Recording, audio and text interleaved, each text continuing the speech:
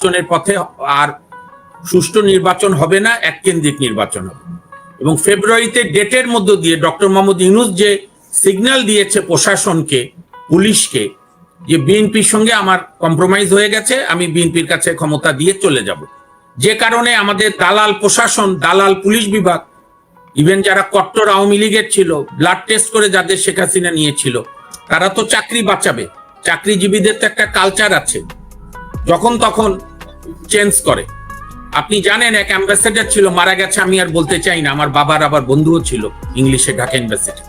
সে এরশাদের জন্য একটা মূর্তি বানিয়েছিল যখন ইউরোপের এক দেশের অ্যাম্বাসেডর ছিল, কিন্তু মূর্তিটা এরশাদের কাছে দিতে না দিতেই এরশাদ পদত্যাগ হয়ে গেছে জনতার দ্বারা। তারপর সে চেষ্টা করছিল ওই মূর্তিকে খালেদা জিয়ার মূর্তি বানাতে, আল্লাহ রহমতে আর বানাতে পারেনি, আর বেগম জিয়াও ওই ফাঁদে পড়েনি। এই তো আমাদের ব্যুরোক্র্যাটরা, উইথ ডিউ রেসপেক্ট, আমার বাবাও ব্যুরোক্র্যাট ছিলেন, আমার আত্মীয় স্বজনরাও আছে, তো পুলিশও তাই। এটা তো সুষ্ঠু নির্বাচনের পথে অন্তরায় এই সরকারই সৃষ্টি করছে। আরেকটি কথা আমি বলি, এই সরকার কার কার সরকার? এই সরকার বিএনপির সরকার, এই সরকার এনসিপির সরকার। শিক্ষাঙ্গনে ভিসি নিয়োগের ক্ষেত্রে এই সরকার জামাতের সরকার। একটি সাংবিধানিক প্রতিষ্ঠান নাই, ছোটখাটো পোস্ট বাদ দিলে, যেখানে আইন অঙ্গন থেকে শুরু করে বিশ্ববিদ্যালয় অঙ্গনে কাটটা জামাত বা কাটটা বিএনপি লোককে ছাড়া নমিনেশন দিয়েছে, অ্যাপয়েন্টমেন্ট দিয়েছে। কেন? কোন দল করে না, আদর্শ যে একটা ধারণ করুক, কোন দলীয় কর্মীরা, দলীয় নেতা না। এরকম কি 20টা ব্যক্তি নাই বিশ্ববিদ্যালয় উপাচার্য নিয়োগ দেওয়ার জন্য, বা সুপ্রিম কোর্ট সব বিভিন্ন অঙ্গনে প্রতিষ্ঠান দেওয়ার জন্য? আসিফ নজরুল সাহেব প্রত্যেকটা জেলার পিপি করেছে, ডাইহার্ড বিএনপি। সো বিচারাঙ্গনে তো আমি দেখছি বিএনপি পাওয়ারই আছে ডিফ্যাক্টো। ওটা হলে ডিজুরি হবে, আইনত হয়ে যাবে। তাহলে এই নির্বাচনে লেভেল প্লেইং ফিল্ড কোথায়?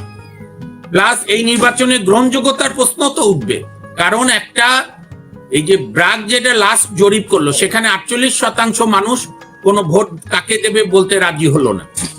তার মধ্যে একটা অংশ আছে আওয়ামী লীগের ভোটার।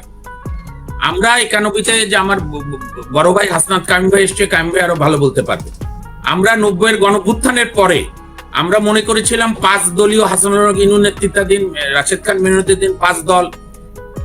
আমি যে দল করতাম ছাত্র ইউনিয়নের থেকে, সেখানে communist party, nap, Awami League তো আছেই, বিএনপি। আওয়ামী লীগ তো শেখ হাসিনা বলেছিল বিএনপি 10টার বেশি সিট পাবে না, কিন্তু যখন 91-এর 22শে ফেব্রুয়ারি ভোট হয়ে গেল, তারিখ ভুল হতে পারে, ফেব্রুয়ারিতে ভোট হয়ে বেগম জিয়া সংখ্যাগরিষ্ঠতা পেলেন, 1-2টা শর্ট পড়লো, জামাত সমর্থন দিল। তখন তো দেখা গেল যে ভোটের বাজারে আওয়ামী লীগ আর বিএনপি, আর যাকে আমরা ওই সময়কালে ফ্যাসিস্ট, বর্বর, বেহায়া, আমাদের পটুয়া কামরুল হাসান লিখেছিলেন দেশ আজ বিশ্ব বেহায়ার খপ্পরে, যে এরশাদ তার বাচ্চার বৈধতা দিতে পারেনি, মানুষ বলতো যে ওর বাচ্চা না, সেই এরশাদকে 34টা জাতীয় পার্টি পেল। যারা গর্ব করে আমার নেতা নেত্রী 5টি আসনে যেতে, এরশাদও জেলখানা থেকে 5টি আসনে জিতেছে। এবং বিচারপতি শাহাবুদ্দিন সাহেব আজকে সময়ের বিচারে জাতীয় পার্টির প্রতি কোনো সুবিচার করেনি, কোন নির্বাচনে কাজে অংশগ্রহণ করতে দেয়নি, প্রচারে নির্বাচন করেছে, কারণ তখন এগুলো ছিল না। কিন্তু জাতীয় পার্টি তো 34টা আসন পেল, এবং জাতীয় পার্টি তো 2008 পর্যন্ত ফ্যাক্টর থাকলো। 98 সালে বেগম জিয়া নেতৃত্বে বিএনপি, জাতীয় পার্টি এবং জামাতকে নিয়ে 4 দলীয় ঐক্য জোট করলেন। 2001-এ এরশাদ তো উল্টে গেল, তখন এই যে নাজির রহমান মঞ্জু সাহেবের নেতৃত্বাধীন জাতীয় পার্টিকে নিয়ে, জামাতকে নিয়ে বিএনপি ক্ষমতা। না, এগুলো তো ইতিহাসের ফ্যাক্ট। কাজে আপনি অলরেডি একটা বড় দল এবং একটা ব্যাপক জনগোষ্ঠীকে আপনি ভোট থেকে দূরে রাখছেন ফ্যাসিবাদের দোহাই দিয়ে। হ্যাঁ ঠিক আছে, ফ্যাসিস্ট তারা, বিচার হলে আরো প্রমাণ হবে। তারপরে যদি এনসিপি, জামাত, ইসলামী আন্দোলন, কালকে তো জামাত বিশাল সম্মেলন করলো, সেমিনার করলো, সেখানে নুরুল হক নূরের গণ অধিকারও গেল, এবি পার্টি, এনসিপি, জামাত, ইসলামী আন্দোলন, খেলাফত মজলিস। তো সুতরাং এই নির্বাচন তো যদি একটি গ্রহণযোগ্য নির্বাচন নয়, লেভেল প্লেইং ফিল্ড না হয়, ওখানে বদরুল আলম, কি নাম, বদিউর রহমান মজুমদার সাহেব কি করলো এতদিন? কোথায় লেভেল প্লেইং ফিল্ড? আমি শেষ করি। এখন এগুলো থেকে চোখ সরানোর জন্য আমার প্রশ্ন, আমি প্রথমেই বলেছিলাম, আমরা বলেছিলাম যে শাহাবুদ্দিন চুপ্পু সাহেব সরে যাওয়াই ভালো, তখন দাবি উঠেছিল। বিএনপি বললো না, সাংবিধানিক সংকট হবে। এখন সংবিধান হয়েছে আমার ভাইয়ের বইয়ের মতো।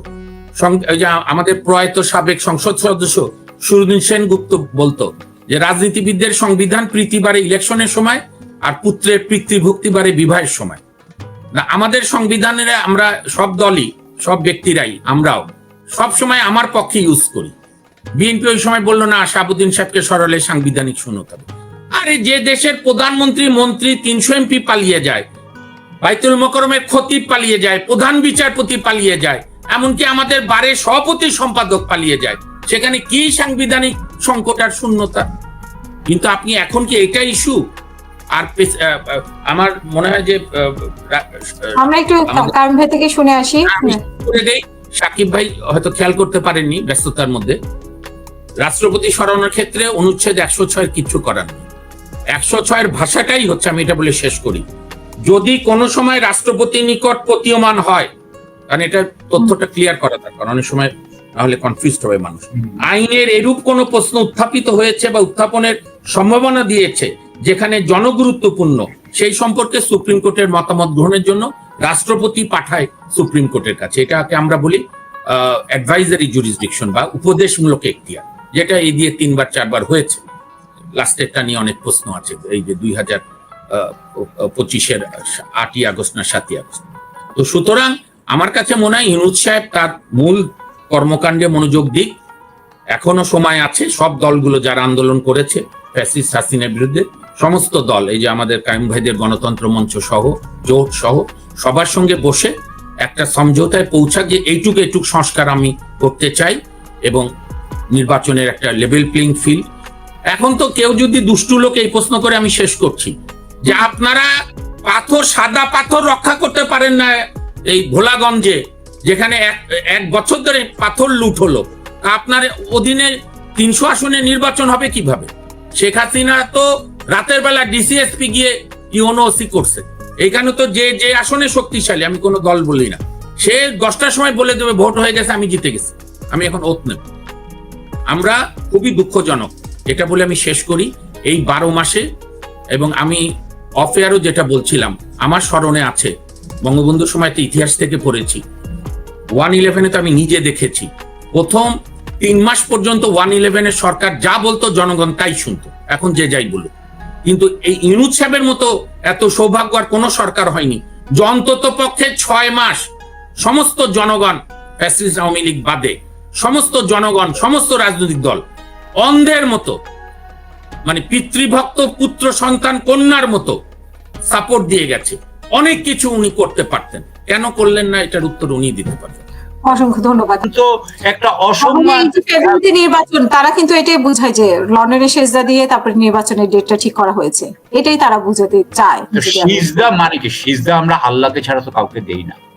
আপনি যখন বলবেন যে ইউনূস সাহেব সিজদা দিচ্ছে অন্য জায়গায়, তার মানে এটা ইউনূস সাহেবকে অসম্মান করা হইতেছে। তো যাকে অসম্মান করা হচ্ছে তার মানে হচ্ছে যে উনি যা কাজ করছেন সেখানে এনসিপি এখন আর মানে তাকে পছন্দ করছে না। আপনি জানেন যে জুলাই সনদ নিয়ে যেটা করা হয়েছে, জুলাই সনদ নিয়ে যারা পেয়েছেন তারা বলছেন যে এটা অনেক কিছুই অস্পষ্ট। এটাকে হঠাৎ করে দিয়ে এটা বোধহয় গত শুক্রবার না শনিবারে দেওয়া হয়েছে, বলা হয়েছে আগামী বৃহস্পতিবারে বিকালের মধ্যে সবকিছু জানাতে হবে। উনারা বলছেন, রাজনৈতিক পার্টিগুলো বলছেন হ্যাঁ আমরা জানাবো, কিন্তু অনেক কিছু অস্পষ্ট। অর্থাৎ আমার কাছে মনে হয়েছে এটাও যে, যেমন ধরেন আমি যদি ঐক্যমত্য কমিশনের কথাই বলি, ঐক্যমত্য কমিশনে যারা এটা চালাইতেছেন তারা তো রাজনীতিবিদ নন। যারা এটা তো, এই যে ঐক্যমত্য, এটা তো একটা রাজনৈতিক প্রক্রিয়া। রাজনৈতিক প্রক্রিয়াটা এটাও নষ্ট হয়ে গেছে, এবং নষ্ট হওয়াতে এক ধরনের চাপিয়ে দেওয়ার চেষ্টা করা হচ্ছে। এই যখন চাপিয়ে দেওয়ার চেষ্টা করা হচ্ছে, জুলাই সনদ যখন আপনি জানেন যে এটা এনসিপির কাছে অত্যন্ত বড় বিষয়, যে তারা যখন এটা এইভাবে পাচ্ছে না, তখন হয়তো তারা এই যে ডক্টর ইউনূস সম্পর্কে এই ধরনের রিমার্ক করছে, এই ধরনের কমেন্টস করছে। যখন এই ধরনের কমেন্টস করছে তখন আমি দেখতে পাচ্ছি যে উনি তখন আবার হঠাৎ করে এখন উনার বলছেন যে ইলেকশন কমিশন থেকে যে রোডম্যাপ দেওয়া হবে। 2 দিন আগে উনি যায় মালয়েশিয়াতে বললেন, আমি with all due respect to him, he is a much more senior উনি পার্সন, উনারকে আমি রেসপেক্ট করতে চাই, উনি ওখানে যে বললেন যে আমরা রেডি ইলেকশনের জন্য। তারপরেই উনি আবার বিদেশি পত্রিকার সাথে যে কথা কি বললেন, যে সংস্কার না হইলে, আপনার দৃশ্যমান বিচার না হইলে এটা তো আবার পুরনো অবস্থায় ফেরত যাবে। এই যে পুরনো অবস্থায় ফেরত যাবে, এটা তো আমরা বলতেছি গত 1 বছর ধরে। উনি তখন না বলে এখন আবার বলতেছেন কেন? তখন মনে হয় কি যে উনি আসলে এক এক সময় এক এক কথা বলেন, এক এক সময় উনার মনে। আমি একটা কথা এখানে আমি গতকালকে বলেছি আরেকটা অনুষ্ঠানে, যে দেখেন উনি একটা প্রশাসক, আমি কিন্তু প্রশাসন মানে কি জানেন, প্রশাসক যখন আপনি হবেন তখন কিন্তু আপনাকে কয়েকটা নিয়ম নীতির মাধ্যমে করতে হয়, প্রিন্সিপালের বেসিস আপনাকে করতে হবে। কারণ আপনি যখনই প্রশাসক হন, আপনার যাদের প্রশাসন এই জিনিসগুলো হচ্ছে, কেন উনি নির্বাচনের কথা এখন হঠাৎ করে রোডম্যাপের কথা হচ্ছে, কেন এক একজন এই সময় যখন আপনি জানেন যে আমরা 5ই আগস্টের পরেই বলেছিলাম যে কেন শেখ হাসিনার অ্যাপয়েন্টেড পার্সন উনি রাষ্ট্রপতি আছেন, আমরা তখন বলেছিলাম শহীদ মিনারে কেন না হলো না আপনার শপথ। এখন যেহেতু আমার মনে হচ্ছে যে ডক্টর ইউনূসের, আমি বলতে চাই রাজনৈতিক অবস্থা ভালো নয়, আমি বলতে চাই ওনাকে কাইয়ুম ভাই যেভাবেই করাইতে চান, কিন্তু যেভাবে আমি দেখি যে ডক্টর ইউনূস কিন্তু 5টা পার্টি, ধরেন এনসিপি, বিএনপি, জামাত, আপনার উপদেষ্টা পরিষদ, সেনাবাহিনী, অন্যান্য রাজনৈতিক দল, এখানে কাইয়ুম ভাই যাদের মধ্যে আছেন, এরা প্রত্যেকটার তো নিজস্ব স্বার্থ আছে, তারা তো রাজনীতি করে। এখন উনি যদি তাদেরকে প্রত্যেককে যদি বলেন যে আমি আপনাকে খুশি করব, আপনাকে খুশি করবো, উনি কাউকে খুশি করতে পারবেন না। এবং এখন এমন একটা অবস্থায় গেছে যে উনারা কাউকে খুশি আর করতে পারছেন না, একজনকে খুশি করতে গেলে আরেকজন বেজার হয়ে যাচ্ছে। এখন কয়েকদিন আগে বলা হলো না যে বলছে না, জামাত কি বলছে না যে পিআর পদ্ধতি ছাড়া তারা করবে না, তারা এই আপনার কি বলছে না যে জুলাই সনদ না হলে, তার আইনি ভিত্তি না হলে আমরা করব না, এটা কি নাহিদ ইসলাম বলে নাই? তাহলে বিএনপি কি চাচ্ছে? বিএনপি চাচ্ছে এখনই এইভাবেই হোক। তাহলে আসলে আপনি কি এদেরকে রিকনসাইল করাইতে পারবেন? এখানে তো আমি রিকনসাইল করানোর কোনো উপায় দেখি না। যখন রিকনসাইল করাইতে পারতেছেন না, তখন কি করলেন আপনি? আরেকটা ধোয়া তুলে দিলেন, সেটা হচ্ছে কি যে আমরা শাহাবুদ্দিন চুপ্পু সাহেবকে সরাবো, অথবা আরেকজন কি বলতেছে হয়তো সেনাপ্রধানকে নিয়ে কথা বলা আরম্ভ হবে। অর্থাৎ আমি এখানে যেটা বলতেছি, সেনাপ্রধানকে নিয়ে তো কথা বলেছে, সেনাপ্রধান একটি দলের প্রতিনিধিত্ব করছে, তারপরে পুরো সেনাবাহিনী নিয়ে তো ওরা কথা বললো যে সেনাবাহিনী। তার মানে কি? তার মানে আপনি একদিক দিয়ে ডিস্ট্রাক্ট করছেন। আমি একভাবে চিন্তা করলে আপনাকে বলবো যে আপনি ডিস্ট্রাক্ট করতেছেন, আমি আরেকভাবে বললে বলবো যে এই সরকার হয়তো এইগুলাকে অ্যালাউ করতেছে সো দ্যাট সরকারের যে মানে ব্যর্থতা সেটা যাতে মানুষের চোখের আড়াল হয়। সুতরাং আমি মনে করি এখানে একটা ঘোলা পানি হলে, কিন্তু পানি যখন ঘোলা হয়ে যায় তখন কিন্তু মাছ শিকার করতে অন্যরা নামে। এটা অত্যন্ত খারাপ জায়গায় যাচ্ছি আমরা। আমি জানি না যে এখান থেকে, মানে আমি আপনাকে একটা ছোট্ট কথা বলি, আজকে আমরা এই ছেলেগুলো, আচ্ছা মানে এই ছেলেগুলো, বাচ্চা ছেলে বললে তোরা রাগ করে, 24, 25, 26, 27 বছর বয়স ওদেরকে আমরা এখন ওদেরকে কত রকম ওদেরকে নিন্দা করছি। কিন্তু আপনি বুঝে দেখেন যে ওদেরকে আসলে কি, ওদের দাদার বয়স হচ্ছে ডক্টর ইউনূস। ডক্টর ইউনূসের যে কঠোর মমত্ববোধ থাকা উচিত ছিল, যে গাইড যেভাবে করা উচিত ছিল, তিনি কি করেছেন? তিনি ওই গাইডেন্স না করে উনি কি করেছেন? ওদেরকে বলেছেন যে, যেমন ধরেন আসিফ মোহাম্মদ ভুইয়ার মতো ছেলে, একজন ইয়াং পার্সনকে, যে জীবনে কোনোদিন কোনো অফিস হোল্ড করে নাই, তাকে আপনি বিরাট 4টা দিয়ে দিয়েছেন, মন্ত্রণালয় দিয়ে দিয়েছেন। দেওয়ার পরে অর্থাৎ আপনি আসলে সমস্ত কিছু যখন প্রশাসনে ব্যর্থ হয়ে যাচ্ছেন, তখন আপনি এই রাষ্ট্রপতি এবং সেনা প্রধানের কথা উঠাচ্ছেন। আমি মনে করি যে আমাদের এখান থেকে এটা বের হতে হইলে, কিভাবে বের হবে আমি জানি না, বাট আমি যেটা দেখছি যে আমি যা দেখছি যে অবস্থা খুবই সংকীর্ণ বলে আমার মনে হয়। ধন্যবাদ। অসংখ্য ধন্যবাদ। আমি মামুন মাহবুব, আপনার কাছে যেটা জানতে চাই যে ডক্টর ইউনূস নিজেই বলেছেন যে ওনার নিয়োগকর্তা হচ্ছে এই ছাত্ররা। এই ছাত্ররাই এখন ডক্টর ইউনূসের উপর আঙ্গুল দেখাচ্ছে, মানে ডক্টর ইউনূসের সমালোচনা করছে, ডক্টর ইউনূস কোথায় সেজদা দিচ্ছে, কোথায় দিচ্ছে না। তাহলে আপনার কি মনে হয় যে, যদিও রেজাওয়ানা বলছে যে এনসিপি কি বলছে সেটা ওনারা দেখবে না, নির্বাচন হবে, আপনার কাছে কি মনে হয় আসলে মানে সরকার এই কঠোর অবস্থানে থাকতে পারবে কিনা? এরকম প্রশ্ন আমার মনে সবার মধ্যেই। আপনার কাছে শুনতে চাই, আপনি কি আছেন আমাদের সাথে, কথা বলছেন?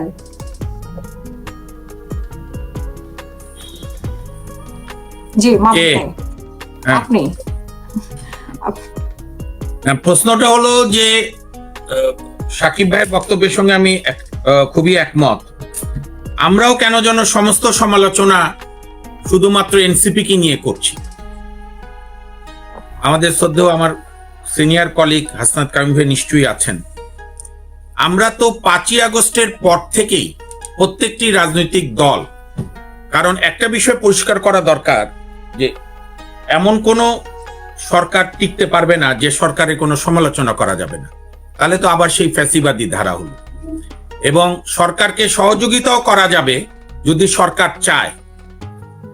যেমন এই যে আলী রিয়াজে যে নতুন স্যান্ডউইচের রেস্টুরেন্ট খুলছেন, তো সেইখানে যে আমাদের সুপ্রিম কোর্ট বারের প্রেসিডেন্ট আছেন, যিনি নিজেও বিএনপির নেতা, বা কমিটি আছে, জুডিশিয়ারির বিচার বিভাগের সংস্কার নিয়ে আলাপ হচ্ছে, একটা দিনও, আমি আজকেও জিজ্ঞেস করেছি, একটা দিনও আমাদের বারের কমিটির সঙ্গে আলাপ করেনি, কোন শ্রেণী পেশার মানুষের সঙ্গে আলাপ করছে না।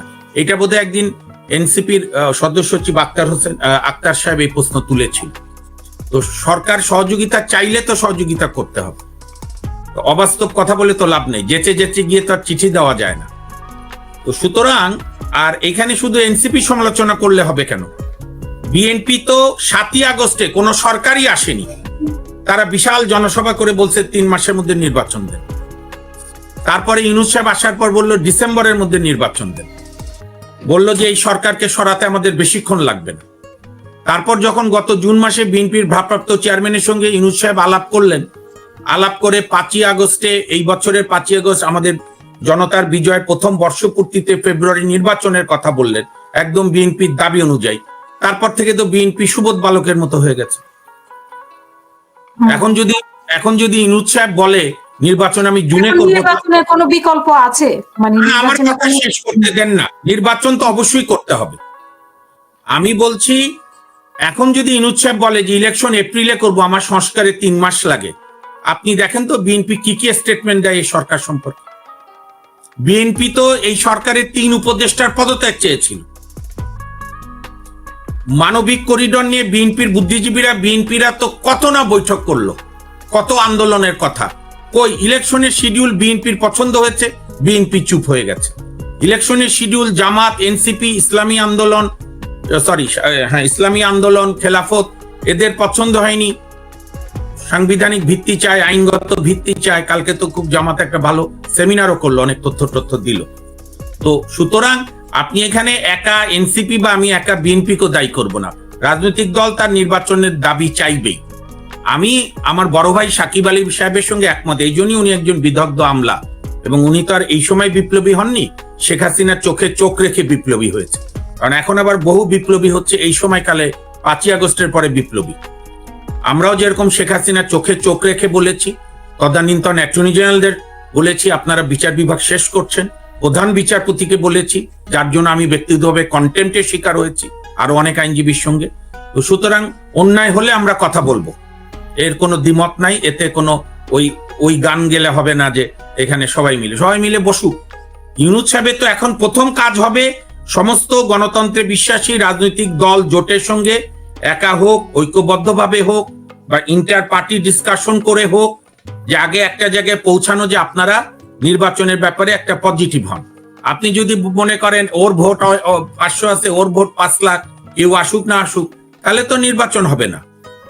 আর এটাও তো সত্য, 5ই আগস্টের যে গ্রাফিটি সারা ঢাকার রাজপথে ছিল, একটি গ্রাফিতেও লেখা ছিল না যে কালকেই নির্বাচন চাই।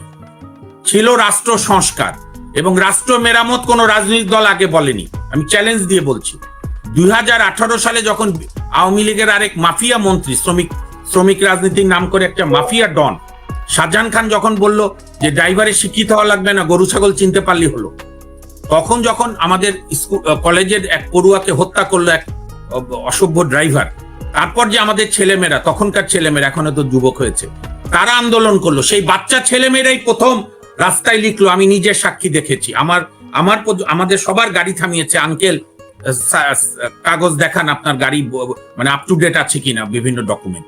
সেইখানে তারা প্রথম লিখলো রাষ্ট্র মেরামতের কাজ চলছে, দয়া করে সময় দিন। তো সুতরাং রাষ্ট্র মেরামতের কথাই যে আমাদের কায়েম ভাইরা তো রাষ্ট্র সংস্কার আন্দোলন বহুদিন ধরে করছেন। আমারও সৌভাগ্য হয়েছে 2-1টি মিটিং এ যাবার, এবং চমৎকার প্রস্তাবনা আছে। তো এই 1 বছরে তো অনেকগুলো সংস্কার করা যেত যদি এই সরকার আন্তরিক থাকতো। আমি একটা জ্বলন্ত উদাহরণ দিই, বিচার বিভাগের স্বাধীন সচিবালয়, অর্থাৎ আইন মন্ত্রণালয়ের কোনো কর্তৃত্ব থাকবে না। এইটা আমাদের মাজদার হোসেন, কায়েম ভাই তো বটেই, সাকিব ভাইও জানেন, সবাই জানে। মাজদার হোসেনের মামলায় বহু আগে আমাদের আপিল বিভাগের সিদ্ধান্ত হয়েছে। আমাদের বর্তমান মাননীয় সুযোগ্য প্রধান বিচারপতি ডক্টর সৈয়দ রেফাত আহমেদ সেমিনার পর্যন্ত একটা করলো 5 স্টার হোটেলে, এবং এইটার জন্য কোনো সংবিধানও লাগবে না, কোনো অর্ডিন্যান্সও লাগবে না। একটা সাকিব ভাই, একটা নির্বাহী আদেশে বিচার বিভাগের স্বাধীন সচিবালয় হবে। আমাদের সুপ্রিম কোর্টের সুযোগ্য প্রশাসন জায়গা পর্যন্ত ঠিক রেখেছে, এটা আপনি করছেন না কেন? আপনি কি বললেন? এই সমস্ত কিছু নির্বাচিত সরকার 2 বছরের মধ্যে করবে। আমার মনে হয় আমরা গতকাল জন্মেছি, ঘাসে মুখ দিয়েছিলাম। 90 সালে যে এই 3 জোট যে 19 নভেম্বর 1990-তে 3 জোটের রূপরেখা ডিক্লেয়ার করে আন্দোলন করলো, সর্বদলীয় ছাত্র ঐক্য জিহাদের লাশকে সামনে রেখে 10 দফা দিল, একটাও তো বাস্তবায়ন হলো না। আমি আজকে চ্যালেঞ্জ দিয়ে বলছি, বেগম জিয়ার বিএনপি সরকার এবং 96-তে শেখ হাসিনার সরকার যদি 3 জোটের রূপরেখার 25% বাস্তবায়ন করত আর সর্বদলীয় ছাত্র ঐক্যের 10 দফার 4টা দফা বাস্তবায়ন করত, তাহলে শেখ হাসিনা ফ্যাসিস্ট হতো না, আমার এত ছেলে মেয়ের জীবন যেত না। আমরা রাজনৈতিক দলগুলোকে বিশ্বাস করব কোন কথার আলোকে? 1/11-এর আগেই সবাই ওয়াদা দিয়েছিল দুর্নীতিবাজদের আমরা দলে নেব না, যারা চোর তাদের দায়িত্ব নেব না। পরে দেখা গেল সব চোরই সব বড় বড় দলের নেতা। তো সুতরাং ছাত্ররা যে দাবি করছে বা অন্যান্য দল যে দাবি করছে তো উড়িয়ে দেওয়ার বিষয় না। হ্যাঁ, বলতে পারেন যে অন্য নির্বাচিত সরকার এসে তো সংবিধান বাতিল করতে পারে, করুক, তখন তো জনগণের আন্দোলনের সুবিধা থাকবে। কিন্তু এখন এই যে 3 মাস ধরে আমাদের সমস্ত রাজনৈতিক নেতৃত্বকে এই যে আমাদের ডক্টর আলী রিয়াদ সাহেব যে সংস্কারের নামে বৈঠকের পর ঘন্টা বৈঠক করলো, তার নেট রেজাল্ট কি? আপনাকে তো এগুলো প্রশ্ন করতে হবে। এখানে কে বলছে না যে নির্বাচন চায় না, কিন্তু যেন তেন নির্বাচন কখনোই কাঙ্ক্ষিত না। এবং আরেকটা, আপনার টকশোতে দেখে অনেক পণ্ডিত এসে বলে শাহাবুদ্দিন সাহেব তো 3 মাসের মধ্যে করেছিল, বিকজ অপ্রিয় সত্য। সাকিব ভাইও একমত হবে, কাইম ভাইও একমত হবে। এরশাদ আমলে বিচার বিভাগ দলীয়করণ হয়নি, প্রশাসন এত দলবাজ ছিল না, আইন শৃঙ্খলার অবস্থা এত খারাপ হয়নি। আমার পরিষ্কার মনে আছে, আমি তখন রাস্তার টকবগে রাজপথের কর্মী। 6 ডিসেম্বরে আল্লাহওয়ালা ভবন মতিঝিলে জাতীয় পার্টির হেডকোয়ার্টার ভাঙার পর 8ই ডিসেম্বর থেকে আর কোথাও কোনো ভাঙচুর হয়নি। জাতীয় পার্টির নেতারা জেলে গেছে, পালিয়ে গেছে, কেউ তাদের বাড়িঘরে গিয়ে হামলা করেনি। রাষ্ট্র নরমালসি এসেছে এবং আমাদের সাবেক প্রধান বিচারপতি, সাবেক মহামান্য রাষ্ট্রপতি, আমাদের অভিজ্ঞ আমলা প্রয়াত বিচারপতি শাহাবুদ্দিন সাহেবের যোগ্যতাও ছিল। সব দল সহযোগিতা করেছে। একটি বাংলাদেশ ইতিহাসে প্রথমবার মুক্তিযুদ্ধের 20 বছর পর 91-তে সুষ্ঠু নির্বাচন হচ্ছে। সেটা তো এই সরকার পায়নি। এই সরকারকে তো খালি দোষ দিলে হবে না। বিচার বিভাগ কার্যত ও ধ্বংসের দ্বার প্রান্তে, প্রশাসন দলীয়করণ, পুলিশের সব দিক দিয়ে নৈতিক মনোবল গেছে। নিজেরা অত্যাচার করেছে, আবার তাদের উপর অত্যাচার হয়েছে। তারপর তো ভাঙচুর, বাড়ি ঘরে গিয়ে হামলা, একে ধরা ওকে ধরা, মব সন্ত্রাস, এগুলো আপনি নরমালসি না করে আপনি কিভাবে নির্বাচনের জন্য যাবেন? তার চাইতে এত সময় দরকার নেই। এই যে অগাস্টের 31 তারিখ নির্বাচন দিয়ে দেন। নির্বাচন দিয়ে আপনারা গণতন্ত্রের পথে শনৈ গতিতে আগান। এগুলো কোন রাজনৈতিক দলের প্রভাবে যেন ডক্টর মোহাম্মদ ইউনূস সাহেব না পড়ে, আমার পরিষ্কার বক্তব্য একজন নাগরিক হিসাবে। বাংলাদেশের জনগণ 15 বছর ভোট দিতে পারেনি। আরো কথার কথা 6 মাস ভোট না দিলে কেউ মারা যাবে না। কিন্তু ভোটের নামে আমরা একটা যেমন তেমন ভোট, একতরফা ভোট, সন্ত্রাসীদের ভোট, এইটা আমরা জনগণ দেখতে চায় না। আইন শৃঙ্খলা কোথায়? আইন শৃঙ্খলার অবস্থার উন্নতি হয়েছে? এই সাকিব ভাই সরকারি তো আইন শৃঙ্খলা করবে, এই সরকারি তো সংস্কার করবে, তাহলে 1 বছরে কি করতে পেরেছে, সামনে কি করবে? করতে পারেনি বলে যেন তেন, না করতে পারেনি বলে যেন তেন নির্বাচন দিয়ে চলে যাবে? না যেন তেন ভাবে নির্বাচন দিয়ে চলে যাবে? করতে পারেনি বলে? না আমার এই প্রশ্নের উত্তর দেন। আইন শৃঙ্খলা নাই দেখে তাহলে সরকার কি করবে? সরকার যদি আরো 6 মাস নষ্ট করে, না সরকারের আরে বলতে দেন। সরকারের উচিত হবে ইমিডিয়েট এই সপ্তাহের মধ্যে সমস্ত গণতন্ত্রে বিশ্বাসী যারা আন্দোলন করেছে, ছাত্র, শ্রমিক, জনতা এবং সব রাজনৈতিক দলের প্রতিনিধিদের সঙ্গে শুধু কসমেটিক বৈঠক না, কার্যত বৈঠক করে সংস্কারের মিনিমাম একটা প্ল্যান ঠিক করা, যে আমরা আগামী 3 মাসে, ইভেন যদি ফেব্রুয়ারিতে নির্বাচন হয় কোনো আপত্তি নাই, এই কয়টা আমরা করব, লেভেল প্লেইং ফিল্ড এইভাবে করব আপনাদের দলগুলোর। আমি শেষ করছি। আপনি আমাদের এক দর্শকের মনের ভাব বোঝেননি? জনগণের মনের ভাব বুঝতে হবে তো। কি বলেছে উনি? যে কোনো সংস্কার লাগবে না, চাঁদাবাজ আর সন্ত্রাসীদের সংস্কার করে দেন। এটাই তো আজকে জাতির সামনে সবচেয়ে বড় চ্যালেঞ্জ। শোনেন, ফ্যাসিস্টরা পালিয়েছে, কিছু সংখ্যক জেলে আছে। আমি প্রশ্ন রাখতে চাই আপনার মাধ্যমে সারা জাতির কাছে, চাঁদাবাজি বন্ধ হয়নি কেন? কেন চাঁদাবাজি 2-3 সেক্টরে হচ্ছে? আপনি আইন শৃঙ্খলা কোথায়? রাষ্ট্র কেন? তাহলে অ্যারিস্টটলের কথায় ফিরতে হবে। তাহলে তো যার যার মতো জীবন চালালি হতো। রাষ্ট্রের প্রথম এবং প্রধান দায়িত্ব নাগরিকদের নিরাপত্তা দেওয়া। কোথায় আজকে সেই নিরাপত্তা? আমি বলছে সে ঐক্যমতের কমিশনের দায়িত্ব ছিল না যে এতদিনে ঐক্য করা, একটা সিদ্ধান্তে আসা, সেই সিদ্ধান্তে আমরা কই পেলাম? এখন বিএনপি কে এনসিপি বলছে, এনসিপি কে বিএনপি বলছে, তারপরে সরকার একটা মাঝামাঝি পর্যায়ে আছে, নির্বাচন দিবে নাকি এনসিপির মতো গণপরিষদ নির্বাচন দিবে, সেরকম একটা দোদুল্যমান অবস্থা। তো আপনার কাছে শুনতে চাই যে আপনি কি মনে করেন? জি ধন্যবাদ।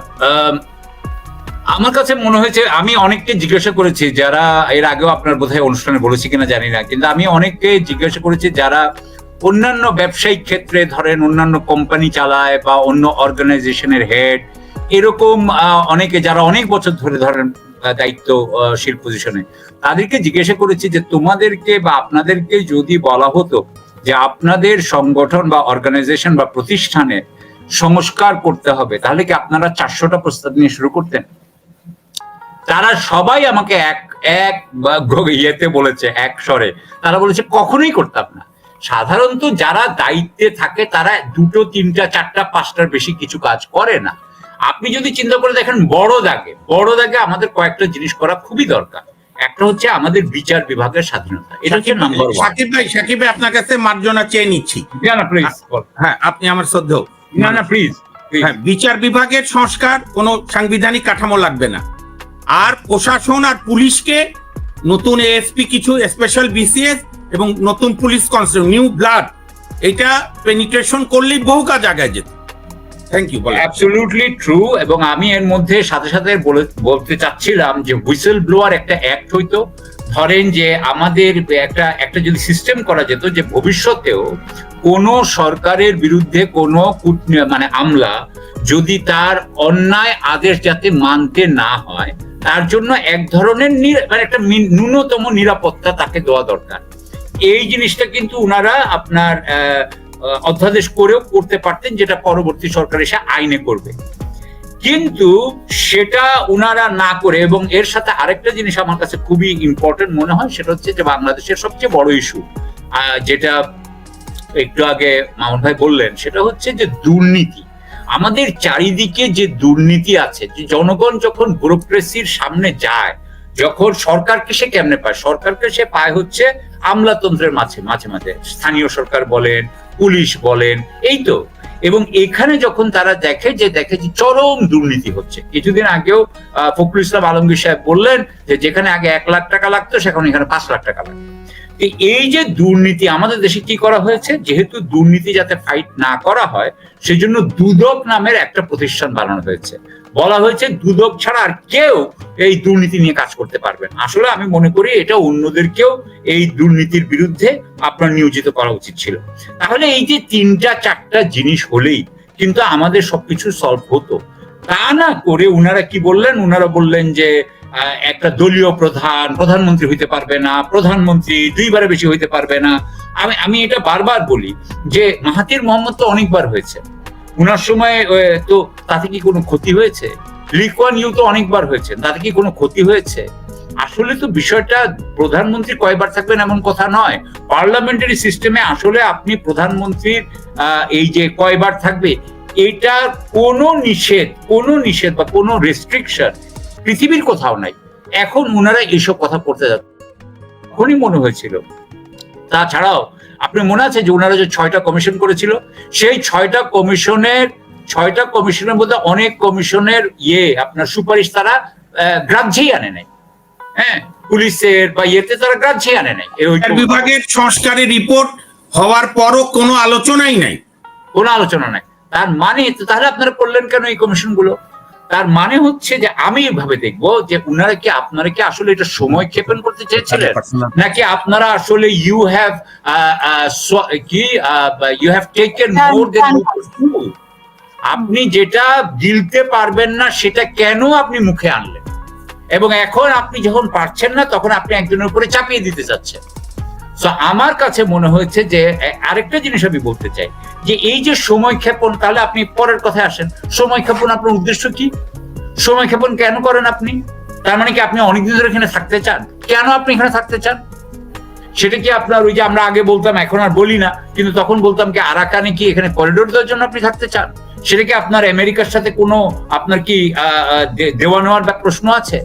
আপনি যেইভাবে আমেরিকার সাথে আজকে যেভাবে এনসিপি আমেরিকান এমবাসির কাছে দৌড়ায়, আমাদের এখানে ঐক্যমত্য কমিশন যেভাবে আমেরিকান এমবাসির কাছে দৌড়ায়, এটা কি মনে হয় যে বাংলাদেশের একটা সার্বভৌম দেশ? প্রধান বিচারপতির কাছেও তো যায়, মানে প্রধান বিচারপতি, এটা একেবারে মানে এটা মামুন ভাই আরো ভালো বলতে, এটা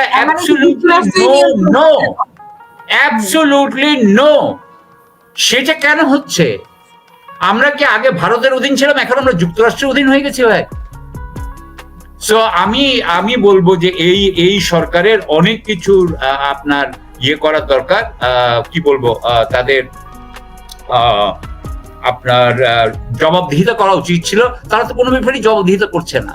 যদি জবাবদিহিতা না করে, কাইয়ুম ভাই তো যাওয়ার আগে বলে গেলেন উনি বাধ্য করবেন ডক্টর ইউনূসকে।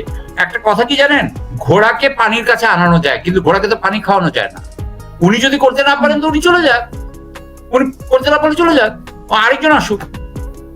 সো আমার কাছে এইটাই, এই তারেক রহমানের সাথেও মিট করেছে, তারেক রহমানের সাথে মানে ইউএস অ্যাম্বাসেডরের দায়িত্ব হয়ে গেছে এখন বাংলাদেশকে সবকিছু সমঝোতায় আনা আর কি। এবং উনি অ্যাম্বাসেডরও না, উনি হচ্ছেন চার্জেড অ্যাফেয়ার্স। যাই হোক, কিন্তু উনি লন্ডন চলে যান এবং ঐক্যমত্য কমিশনের সাথে তো কোনো পররাষ্ট্র বিষয় কোনো ব্যাপার নাই। তাহলে উনি কেন এই যুক্তরাষ্ট্রের চার্জড অ্যাফেয়ার্সের সাথে দেখা করতেছেন? আমি এটা বুঝি না। তার মানে কি আমাদের অভ্যন্তরীণ ব্যাপারে কি সংস্কার হবে সেটা আমেরিকা ডিসিশন দেয়? সো আমি মনে করি এই সরকার খালি অভ্যন্তরীণ ব্যাপারেই যে সবকিছু ফেল করেছে তা না। ফেল করেছে মানে সবকিছুতেই ফেল করেছে আমি বলবো না, অনেক কিছুতেই ফেল করেছে। দুর্নীতি তারা কন্ট্রোল করতে পারে নাই, ঐক্যমত্য কমিশনের মানে তারা সংস্কারের কোনো আমাদের রোড ম্যাপ দিতে পারে নাই, যাতে আমরা মনে করতে পারি যে ভবিষ্যতে আমাদের দেশে শিক্ষাটা ভালো হবে, আমাদের দেশের স্বাস্থ্য ব্যবস্থা ভালো হবে, আমাদের দেশের আইন শৃঙ্খলা ভালো হবে, দুর্নীতি থাকবে না, এই নির্বাচন আমরা বিচার পাবো, ন্যায় বিচার পাবো। এটাও ওনারা করতে পারেন নাই। উনারা আমাদের সার্বভৌমত্ব ধ্বংস করে দিয়েছেন মনে হয়। এবং এখন আমাদের যে একটা বিরাট আপনার আনসার্টেনটি এসে গেছে যে এর নির্বাচন হবে কিনা, বা হলেও এটা তো ট্রু, সংস্কার না করে নির্বাচন করলে আবার ওই একই কাজ হবে। সো আমাদের এই এত বাচ্চারা যে প্রাণ দিল, জনগণ যে প্রাণ দিল, তার কি আপনার তার জন্য জবাবদিহিতা ওনারা কবে করবেন আমি সেটা জানতে চাই। ধন্যবাদ। অসংখ্য ধন্যবাদ আপনাকেও। জি, এত মিটিং আসলে যুক্তরাষ্ট্রের ভারপ্রাপ্ত অ্যাম্বাসেডরের সাথে আপনার কি মনে হয় মাহবুব ভাই? আপনি শেষ করবেন, আপনি শেষ বক্তব্য। জি, ধন্যবাদ। আমার অগ্রজ বিশিষ্ট বুদ্ধিজীবী এবং সাবেক সফল ব্যুরোক্র্যাট সাকিব ভাই যা বলেছে তার সঙ্গে সাপ্লিমেন্ট করি। দেখেন, আমাদের মহান মুক্তিযুদ্ধে ৩০ লক্ষ শহীদের রক্তের বিনিময়ে অর্জনের পরে যখন আনফরচুনেটলি বঙ্গবন্ধু সরকার ভারতের সঙ্গে নানা ধরনের নতজানু পররাষ্ট্র নীতি নিল বা নানা ধরনের, তখন মজলুম জননেতা মৌলানা ভাসানী একটা অসাধারণ বক্তৃতা দিয়েছিলেন, আমাদের শ্রদ্ধেয় সবার মৌলানা ভাসানী, যে পিণ্ডের শৃঙ্খল ভেঙেছি দিল্লির দাসত্ব করার জন্য না। আমরা আজকে মৌলানা ভাসানী বেঁচে থাকলে বলতেন যে দিল্লির শৃঙ্খল ভেঙেছি ওয়াশিংটনের দাসত্ব করার জন্য। এবং যথার্থই বলেছেন সাকিব ভাই, ঐক্যমত কমিশন কেন মার্কিন যুক্তরাষ্ট্রের চার্জড অ্যাফেয়ারের কাছে যাবে? এখানে যদি পররাষ্ট্র বিষয় কোনো ব্যাপার থাকতো তাহলে আমাদের স্বাধীন দেশে আমরা কিভাবে আমাদের সংস্কার করব, রাষ্ট্র মেরামত করব, একান্তই আমার ডোমেইন। আমার একটা ভয় কি হাসিনা আক্তার, ধরেন ঘরপোড়া গরু তোমরা সিঁদুরে মেঘ দেখে ভয় পাই। 2007-এ সবাই ব্যাক ফ্ল্যাশে যান, ফ্ল্যাশব্যাকে সিনেমার মতো। 2007-এর সরকারও তখনও জনগণ আশা করেছিল যে সব বড় বড় নেতারা দুই দলের অ্যারেস্ট হয়েছে, একটা সংস্কার হোক। তো তখন সংস্কারের জন্য তদানীন্তন সরকার একটা বুদ্ধি করেছিল, আওয়ামী লীগের টপমোস্ট 6 নেতাদের দিয়ে সংস্কারপন্থী, বিএনপির নেতাদের দিয়ে সংস্কারপন্থী। তো যখন তারা দুই দলই সংস্কার ব্যর্থ হয়ে গেল, টিকতে পারল না, তখন মোটামুটি দুই দলের সর্বোচ্চ নেত্রী আরো পাওয়ারফুল হয়ে গেল, আরো স্বৈরাচারী হয়ে গেল। এবং দুঃখ করে এই যে আজকে মাহমুদুর রহমান মান্না ভাই তখন আওয়ামী লীগ করতেন, মান্না ভাই বলেছিল যে সংস্কার খেলার আগে আওয়ামী লীগের কেন্দ্র কমিটির মিটিং এ আমি, নাসিম ভাই, তোফায়েল ভাই, প্রয়াত মোহাম্মদ নাসিম, তোফায়েল আহমেদ অসুস্থ বলে আমরা কয়েকজন অন্তত শেখ হাসিনাকে প্রশ্ন করা যেত মিটিং এ, কিন্তু এই সংস্কার খেলে ব্যর্থ হয়ে আর এখন প্রশ্ন করা যায় না, তার পরিণতি তাকে দিল্লি পালিয়ে যেতে হয়েছে লেডি লক্ষণ সেন হয়ে। আমারও এখন ভয় হচ্ছে যে এই সংস্কারের প্রয়াস ব্যর্থ হয়ে শেষে সংস্কার একটা গালিতে পরিণত হবে। নির্বাচনের পর যারাই ক্ষমতায় আসবে আরো কঠিন ভাবে, মানে আমাদের দেশের জনগণ চায় কি, সরকারের উপর একটাই প্রত্যাশা, আমার গায়ের উপর যেন এসে না পড়ে। তোমার ছাত্র সংগঠন, তোমার যুব সংগঠন, তোমার স্বেচ্ছাসেবক সংগঠন, তোমার অন্য সংগঠনগুলো যেন মানুষের উপর অত্যাচার না করে। ভাত ডাল ডিম দেওয়ার দরকার নেই, তুমি সরকারের নির্বাহী কাজ পরিচালনা করো আর আমাদেরকে আমাদের মতো থাকতে দাও। আমি মানে আজকে অভিভূত, এই জন্যই ব্যুরোক্র্যাটদের কোনো বিকল্প নেই, সাকিব ভাইদের মতো দেশপ্রেম ব্যুরোক্র্যাটদের অসাধারণ বলেছেন, খুবই আমার হৃদয়ের কথা, যে 3-4টা মৌলিক সংস্কার এতদিনে হয়ে যেত। আপনি একটা বিচার বিভাগ করতেন যারা এই সরকারকে প্রশ্ন করত। বিচার বিভাগ এখনো শেখ হাসিনার বিচার বিভাগের মতো বর্তমান সরকারের সঙ্গে সুরে সুর মিলাচ্ছে। তাহলে কোথায় সংস্কার হলো, কোথায় সংস্কার মানসিকতা হলো? আপনার যে বিচার বিভাগ সরকারের বিরুদ্ধে প্রশ্ন করতে ভয় পায়, তাহলে তো কোটি কোটি টাকা খরচ করে ওই বিচার বিভাগ রাখার দরকার নাই, সরকারের ল মিনিস্ট্রি এনাফ। কাজেই তারপরে দেখেন অহেতুক একটা বিতর্ক 71কে নানা প্রশ্নের মধ্যে ফেলা। আমি যেখানে ভেবেছিলাম যে মিনিমাম 20 বছর আওয়ামী লীগ হয়তো কোণঠাসা হয়ে থাকবে, এই সরকার এবং তার অনেক বন্ধু সংগঠনগুলোর কর্মকাণ্ডে আওয়ামী লীগকে দ্রুত মানুষের মধ্যে আসতে সাহায্য করবে। আপনি বলেন একটা লোকের বাড়িতে একটা গরিব রিকশালা 400 টাকার ফুল দিয়ে শ্রদ্ধা জানাতে গেছে, তাকে গ্রেপ্তার করতে হবে? পরের দিন বেল দিয়েছে, থ্যাংক ইউ, তাকে গ্রেপ্তার করতে হবে? রাতের বেলা সেখানে সিডি নিয়ে এসে গান বাজাতে হবে? আমরা কি এত অসভ্য, এত অসহনীয় জাতি হয়েছি? আওয়ামী লীগ বর্বরতা করেছে দেখে আমরাও বর্বরতা করব? এই বর্বরতার, ওই যে রাহুল সংস্কৃতায়নের বিখ্যাত একটা বই আছে, যে গল্পের শেষ নাই, আমাদের এই গল্পের শেষ কোথায়? কাজে আমি এখনো আশা হারাতে চাই না। আমি মনে করি আর কোনো নির্বাচনের পদক্ষেপ দেওয়ার আগে, এই যে ইলেকশন কমিশনের এত তোড়জোড়ের দরকার নেই, আর কোনো রোডম্যাপ দেওয়ার আগে ডক্টর মোহাম্মদ ইউনূস সাহেবের প্রতি একজন নাগরিক হিসাবে তাকে এখনো যথেষ্ট সম্মান, ভালোবাসে বাংলাদেশের মানুষ নানা ব্যর্থতার পরও। তার কাছে আমাদের বিনম্র অনুরোধ, আপনি বিএনপি, জামাত, এনসিপি, ইসলামী আন্দোলন, খেলাফত, গণতন্ত্র মঞ্চ, গণ অধিকার সহ এবি পার্টি সহ যত রাজনৈতিক দল আছে যাদের নিয়ে আপনি এতদিন নানা বৈঠক করলেন, নানা ধরনের দৌড়ঝাঁপ করলেন, তাদেরকে নিয়ে বসে একটা কথায় একমত করান যে আমি এইভাবে করতে চাচ্ছি, ইউ সাপোর্ট মি। আমরা আর এক দল যাবে আরেক দল বর্জন করবে, এই কালচারের নির্বাচন আমরা দেখতে চাই না। তাতে 1 মাস আগালো কোনো ক্ষতি নাই, জাতি ধ্বংস হবে না, 2 মাস আগালো দেশ ধ্বংস হয়ে যাবে না। কোন দলের প্রতি যেন ওনার আর পক্ষপাত না থাকে, কোনো দিকে যেন উনি হেলে না পড়ে, তাহলে কিন্তু সামনে যে দুর্যোগ আসবে, আমি অন্য অনেকের মতো টকশোতে দুর্যোগ এবং দুঃসংবাদ দিতে চাই না। আমি স্বপ্নচারী মানুষ, স্বপ্ন নিয়ে বেঁচে থাকতে হয়। ওই যে বিখ্যাত গান আছে, মানুষ যখন কোনো কিছু করে না কি করে, স্বপ্ন দেখে মন। আমরাও স্বপ্ন দেখতে চাই যে একটা ভালো কিছু ঘটুক, এবং সব দলগুলোকে নিয়ে উনি ইমিডিয়েট বৈঠক করুক। উনি এই আলী রিয়াজের ডাকে যাবে না কেউ, আলী রিয়াজ ডাকার মতো ব্যক্তিও না। উনি ডেকে সবাইকে, দরকার হলে প্রথম 4-5টা দল, 5-6টা দল, তারপর সবাই মিলে দরকার হলে সারাদিন ব্যাপী যমুনায় মিটিং করুক, মিটিং করে একটা জায়গায় পৌঁছাক যে তারপরে আমি নির্বাচনের শিডিউল দেব, নির্বাচন কমিশনকে অনুরোধ করব। তাহলে আমরা আর এই বর্জন গ্রহণ এই ধাক্কায় না গিয়ে একটা সামনের দিকে অগ্রগতিতে আমরা চাই। এবং ওই 3টি কথা, জাদুকরী 3 শব্দ, ফ্যাসিস্টদের বিচার, সংস্কার। বিচার মানে কেউ ভুল বোঝেন না যেন, মানে আজকেই সব শেষ না, দৃশ্যমান হচ্ছে আরো কিছু দৃশ্যমান। এবং সেই সঙ্গে সাকিব ভাই নিশ্চয়ই আমার সঙ্গে একমত হবে, বাংলাদেশে সুষ্ঠু নির্বাচনের সবচেয়ে বড় প্রতিবন্ধক হচ্ছে কালো টাকা, অলিগার্কদের দুর্নীতির টাকা, যারা পার্টি কিনে নেবে, নমিনেশন কিনে নেবে, সেই দুর্নীতিবাজদের বিরুদ্ধে একটি অ্যাকশন আপনি আজ পর্যন্ত নিলেন না। আপনি কি আন্তরিকতা দেখাচ্ছেন সুষ্ঠু, অবাধ, দুর্নীতিমুক্ত নির্বাচনে? অন্তত তো একটা মানে নানা প্রিভেন্টিভ অ্যাকশন নিল তো এই দুর্নীতিবাজরা টাকা দিয়ে নমিনেশন কেনার প্রয়াস থেকে একটু কিছুদিন থেমে থাকবে, প্রিভেন্টিভ ওই ইনজেকশন দেওয়ার মতো। তাহলে আপনি কি করতে চাচ্ছেন? কাজে আমার মনে হয় আপনারা অনেক ভালো বুঝেন, যোগ্য মানুষ আপনারা, আমরাও আপনাদের সহযোগিতা করতে চাই, নাগরিক হিসেবে করছে এখনো। সব রাজনৈতিক দলও কিন্তু নানা সমালোচনা করছে, কিন্তু বলছে না যে এই সরকার এখনই যাও। এই সরকারের উচিত হবে আগামী 2-3 দিন মাহেন্দ্রক্ষণ এর মধ্যে যদি সবার সঙ্গে আলোচনা না করে এই নির্বাচন কমিশনের রোডম্যাপ ঘোষণা করে, আপনি দেখে রেখেন এটা আরো বিতর্কের সৃষ্টি হবে এবং জাতি এত বিতর্ক আর সহ্য করতে চায় না।